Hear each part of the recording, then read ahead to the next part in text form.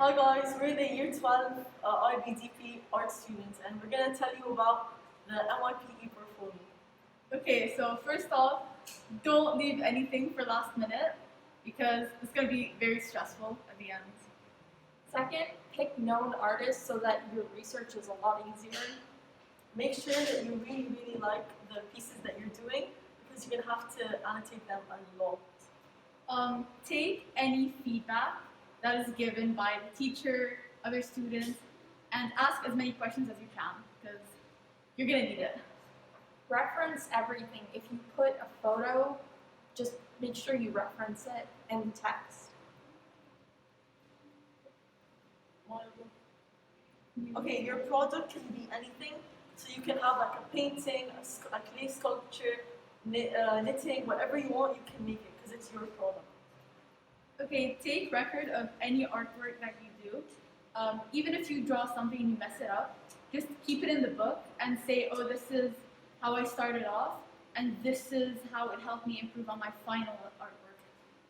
Work step by step when you're doing your process so it's easier to write about. And then manage your time.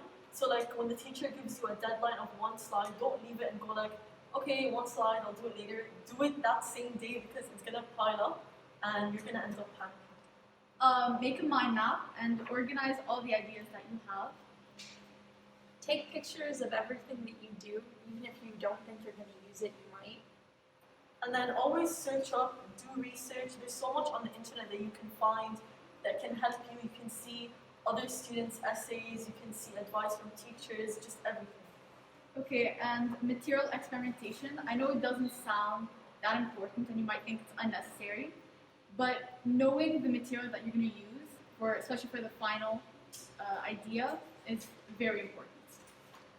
Also, there's this really great website that I use personally for my ePortfolio called the Student Art Guide. So that has all the terminology that you could possibly use. Just remember that it's easy.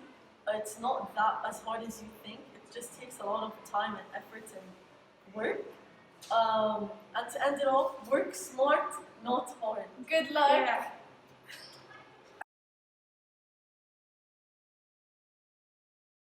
Hi, my name is Eileen. I am a senior student and I was taking art ePortfolio last year. The challenges that I faced were sticking with deadlines and organizing my time management skills. We had deadlines every week, like to finish 4 slides, 3 to 4 slides, and it was like an over workload. So I would suggest to stick with the deadlines, to finish the tasks on time, and to have Miss correct them for you so you can be ahead of time. Hi, I'm Sarah and I was an ePortfolio student last year, and my number one advice would be to improve your time management because that was my number one weakness last year, and I think that if I improved my time management, I would have gotten time to reflect on my feedback and probably more in-depth feedback. Okay. Good morning. My name is Rishi. This is Hamna. We are Year 13 Art DP students.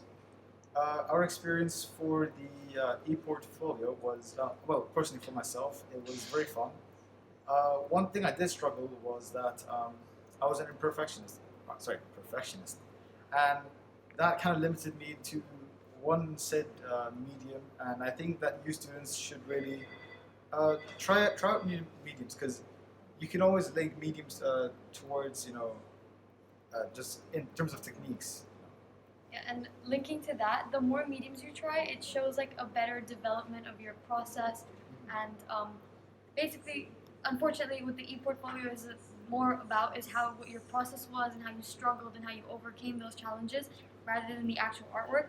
So instead of focusing on perfecting the artwork, you should really be focusing on how you experimented, what you did well, and what didn't work out. So, yeah. If you want, you can always make more drafts on on your final product, because that shows that that's pretty much your learning process, right?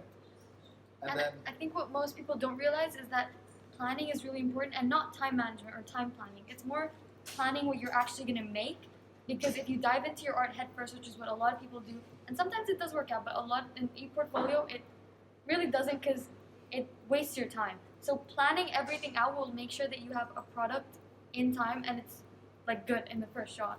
Well, it's not gonna be, but better chances. Hey guys, my name is Ali and I did ePortfolio art. And the main trap I fell into was that I thought it would be really easy. I thought it would just be some easy grade that I'd get because I was already good at art as a child, and it really wasn't. It was the last choice I should have made. And I was not good on any deadline. I was not on top of anything, and I kept failing. I kept failing to meet deadlines, and yeah, I got a 3 at the end. And here I am. I'm still taking DP art at a higher level, and I'm trying to conquer all those struggles because I fell into every single trap you could fall into. I thought that art was going to be an easy grade, and like, oh, we're just going to draw. We're just going to have some fun art lessons and try new things. And yeah, that really wasn't it at all. And honestly, just take a risk, jump, try and do new mediums and everything like that, and listen to the teacher when she tells you like, hey, try watercolor, try painting, try printmaking, all those things. It's so much fun, and you will actually enjoy it. You'll develop more confidence in everything, and you won't regret it. You won't regret trying new things.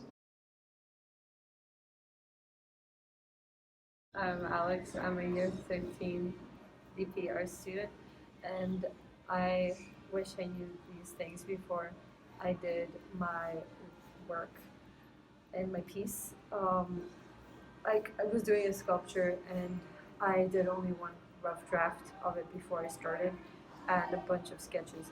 I wish I would have experimented a little more with the material, because trust me, even if you think you know the material you're using really well, you probably don't as well as you think you do, because it's just you're making something completely like big, something that's gonna represent. You don't have the option to make many pieces to represent you. You only get about like one piece.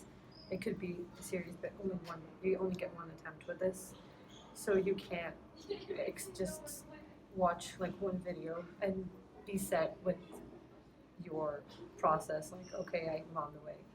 Another thing I would advise you do, and something I wish I did, was for sure do your writing at home.